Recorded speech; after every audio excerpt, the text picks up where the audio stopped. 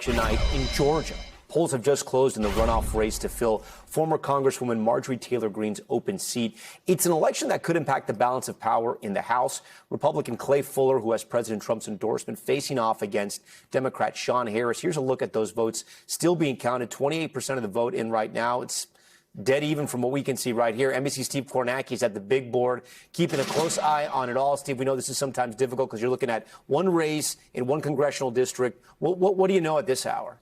Yeah, it's interesting, Tom. You're talking about a district here that voted for Donald Trump by 37 points in 2024.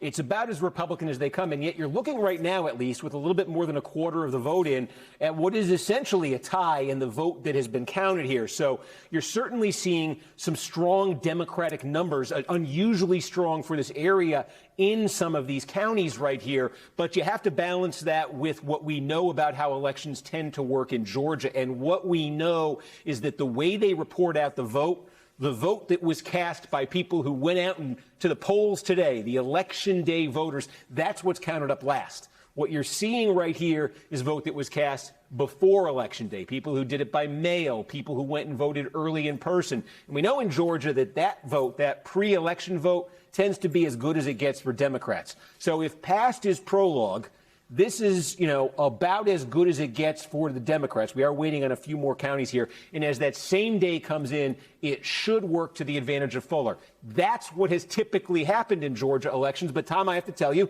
we haven't seen any of the same day vote yet.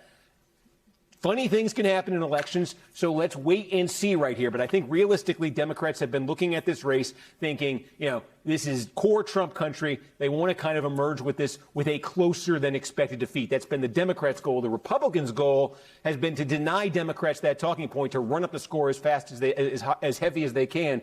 If Republicans are going to do that, they're going to need big numbers when we start seeing those same-day results come in. What are some of the trend lines that you're at least looking for? It's hard to sort of extrapolate evidence that can help us understand what's going to happen in November, but at least for tonight, what are you looking for?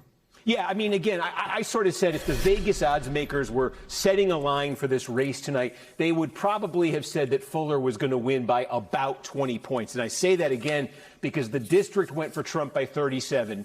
And in all these special elections that we've been having since Trump came back to the White House, the Democrats have been doing a lot better than they did in 2024. And so I think just based on what we've seen in other elections, that would set it at about 20 points, the expectation of about a 20-point Republican win here tonight.